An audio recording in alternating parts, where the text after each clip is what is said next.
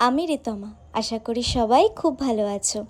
এক তো বাবা মার অ্যানিভার্সারির জন্য বাড়ি এসেছিলাম, কিন্তু আরেকটাও কারণ ছিল, সেটা হলো মালদাতে আমাদের একটি ইনভিটেশন ছিল বিয়ের, সেটাও হয়ে গেছে।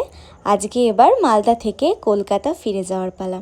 ব্যাস, আমরা সকাল সকাল রেডি হয়ে গেছি। এখান থেকে বেশিক্ষণ লাগবে না, 7.5 ঘন্টার মধ্যে আমরা কলকাতা ঢুকে যেতে পারবো। লাগেজও প্যাক হয়ে গেছে।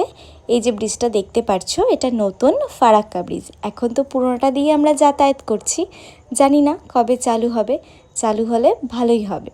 তারপর আমরা ফারাক্কা ব্রিজ পার করে একটা রেস্টুরেন্টে দাঁড়িয়েছিলাম সকালের ব্রেকফাস্টটা করার জন্য, কারণ আমরা কিছুই খেয়ে হোটেল থেকে বের হইনি।